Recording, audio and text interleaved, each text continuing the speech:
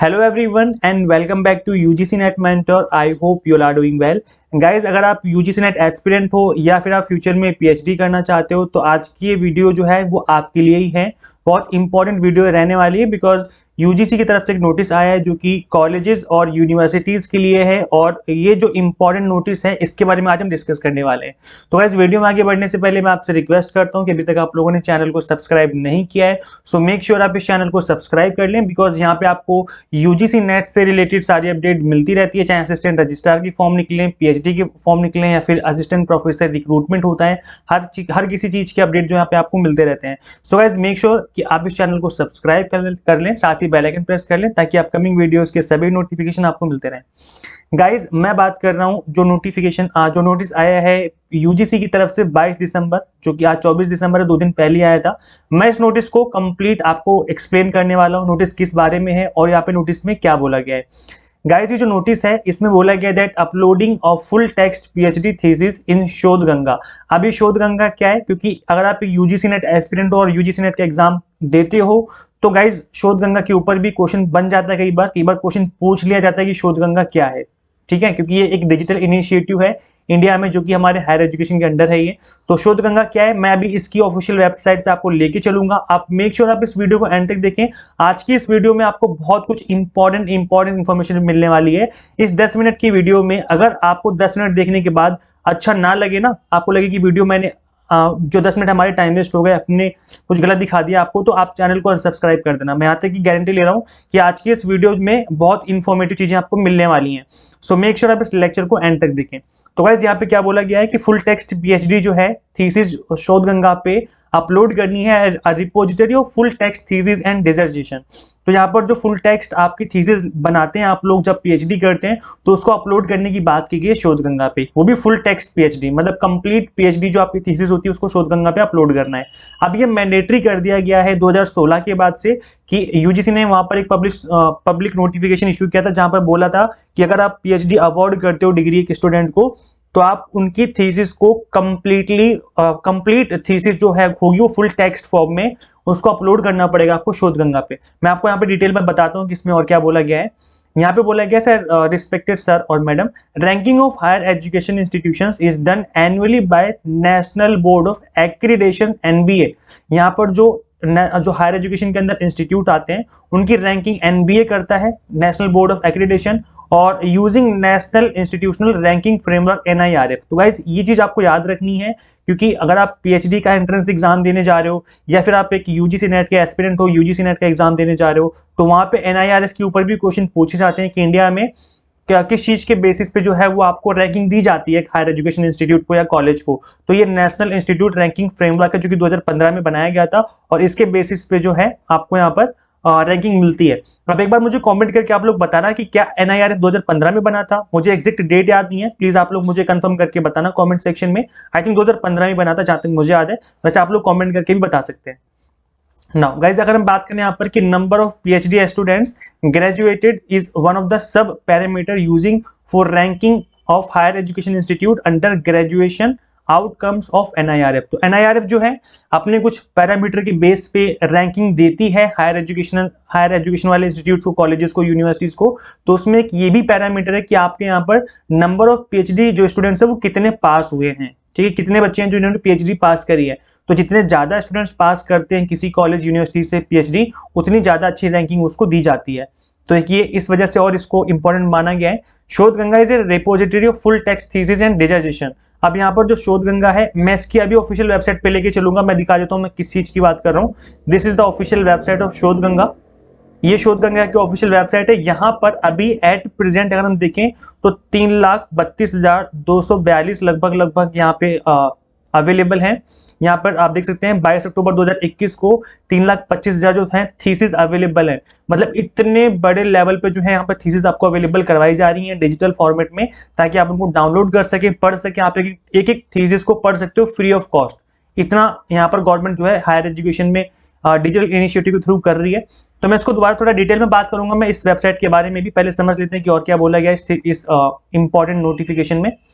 तो यहाँ पे क्या बोला जा रहा है दैट यहाँ पे बोला गया that thesis of students by institutions on शोध Ganga will facilitate deriving authentic data on number of PhD students graduated। तो यहाँ पर ऑथेंटिकेट डेटा जो है वो अवेलेबल रहेगा वेबसाइट पे, ताकि बाद में भी इस चीज को ऑथेंटिकेट किया जा सके कि हाँ इस स्टूडेंट ने इस टाइम पीरियड में PhD करी है और इसकी PhD जो है वो अवेलेबल है, मतलब थीसिस अवेलेबल है।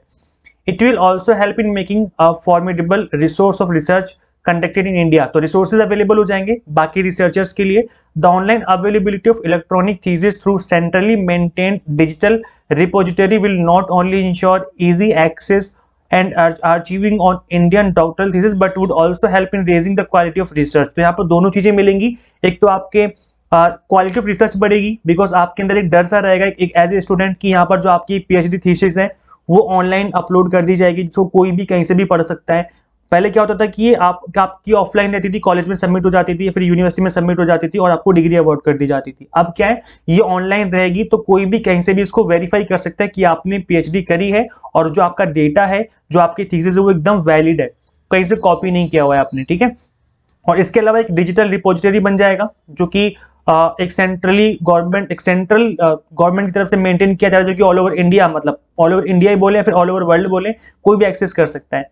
It may also be noted that the UGC has already mandated submission of PhD thesis on शोध Ganga through UGC minimum standard and procedure for award of MPhil and PhD degree regulation 2016।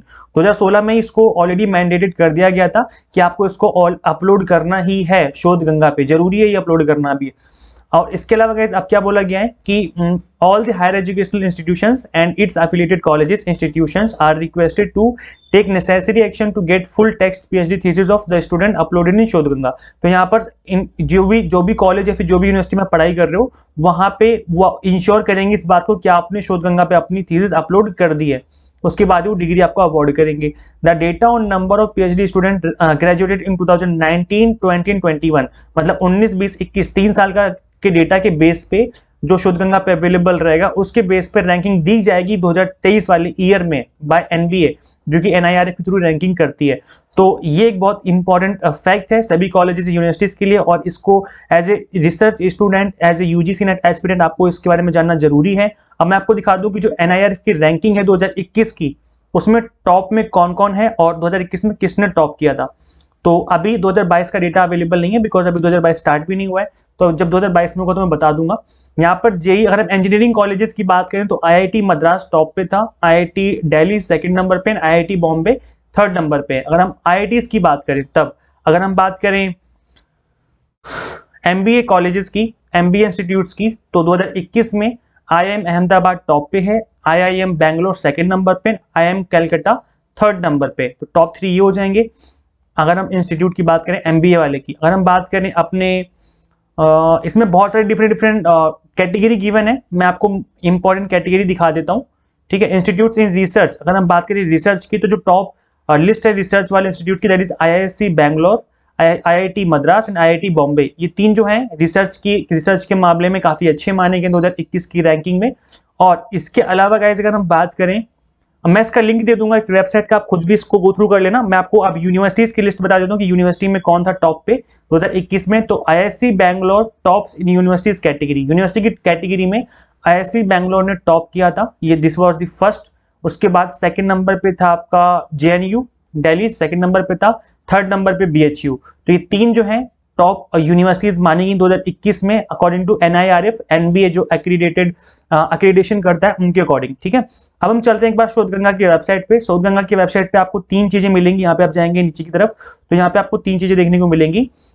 एक तो शोध गंगा खुद की website है जिसपे आपको ये जो अवेलेबल रहती है थीसिस, एक शोध शुद्धि है, यहाँ पे थोड़ा सा ऐसे नाम है आपको समझने पड़ेंगे, एक शोध शुद्धि है और एक शोध गंगोत्री है। अब ये शोध शुद्धि और शोध गंगोत्री क्या है मैं इनको एक्सप्लेन कर देता हूँ, देन हम वीडियो एंड कर देंगे। बस 2 मिनट और मैं आपको एक्सप्लेन कर देता हूँ ये चीजें क्या है, बिकॉज ये भी आपको समझना जरूरी है। शोध शुद्धि पर अगर आप क्लिक करते हैं तो आपके सामने कुछ इस तरीके से ओपन हो जाता है ये, ठीक है। आप यहाँ पे क्लिक करके इसको पढ़ सकते हैं कि क्या लिखा हुआ है यहाँ पर, मैं आपको पढ़ के बता देता हूँ। यहाँ पे लिखा हुआ है based on recommendation of sub committee national steering committee e Shodh Shuddhi, मतलब यहाँ पे मैं बता देता हूँ क्या है ये, शोध सिंधु है, नहीं शोध शुद्धि है। मतलब इन्होंने क्या किया है, इन्होंने यहाँ पे तो शोध शुद्धि लिखा है और एक्चुअल में शोध शुद्धि ही है ये, और यहाँ पे लिखा है e Shodh Sindhu. The Ministry of Education Government of India initiated programme Shodh Shuddhi which provides access to plagiarism detection software. अब यहाँ पर प्लेगरिज्म डिटेक्शन सॉफ्टवेयर जो है वो आपको ई शोध शुद्धि के थ्रू प्रोवाइड कराया जाता है। अभी प्लेगरिज्म क्या है? प्लेगरिज्म का मतलब होता है कॉपी। आपने कोई काम कितना कॉपी किया है अपनी पीएचडी को लिखने के टाइम पर, जो आपकी थीसिस है उसमें आपने कॉपी कितना किया है। तो ज्यादा कॉपी अलाउड नहीं है, आप ज्यादा कॉपी नहीं कर सकते, आपको कंप्लीटली ओरिजिनल काम करना होता है। तो ये ई शोध शुद्धि के थ्रू आपको जज करते हैं, आपको चेक करते हैं कि क्या आपने कोई कॉपी तो नहीं किया है। तो ये जो ई शोध शुद्धि है ये आपको प्लेगरिज्म चेक करने में काम आती है। ये मैं यूजीसी नेट के पर्पज से भी बता रहा हूँ, एग्जाम में हो सकता है कि पूछ लें कि ई शोध शुद्धि जो है वो किस लिए यूज होता है, तो ये प्लेगरिज्म चेक करने के लिए किया जाता है। इसके अलावा गाइस एक और है, दैट इज शोध गंगोत्री। अभी शोध गंगोत्री क्या है मैं इसके बारे में बता देता हूँ, फिर हम वीडियो एंड कर देंगे। जब आप इस पर क्लिक करेंगे शोध गंगोत्री के ऊपर तो आपके सामने कुछ इस तरीके से वेबसाइट ओपन होकर आ जाती है। यहाँ पे गाइस आप देखेंगे कि यहाँ पे साफ साफ लिखा हुआ है दैट इज कि जो ई शोध गंगोत्री है वो अवेलेबल है for synopsis research proposal for PhD programme.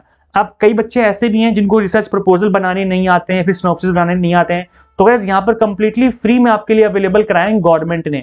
इस वेबसाइट पे आओ, शोध गंगोत्री के नाम से है, इस वेबसाइट पे विजिट करो। यहाँ पे आपको लाखों में, मतलब लाखों में नहीं हजारों में तो मिल ही जाएंगे, 8,395 इस टाइम पर 8,395 सिनॉप्सिस अवेलेबल है। सिनॉप्सिस क्या होता है? ये आपकी समरी होती है कि आप किस टॉपिक पे अपनी पीएचडी करने जा रहे हो। तो ये आपका समरी होती है, आपके थीसिस की तरीके से समरी कह सकते हो, एक ब्रीफ समरी होती है, आपका एक आइडिया होता है कि इस आइडिया पे आप काम करने जा रहे हो, इस आइडिया पे आप रिसर्च करने जा रहे हो। तो यहाँ पर जो ई शोध गंगोत्री है वो सिनॉप्सिस और रिसर्च प्रपोजल के लिए है, जबकि शोध गंगा जो है वो आपकी है आपके थीसिस के लिए। ठीक है, तो यहाँ पर जो रिसोर्सेज हैं गवर्नमेंट ने आपको फ्री में अवेलेबल करवा दिए, आप इनको डाउनलोड यहाँ पे आकर के कर सकते हैं। आई होप वीडियो आपको इन्फॉर्मेटिव लगी होगी, आपको मजा आया होगा इन सभी चीजों के बारे में जान करके, समझ करके।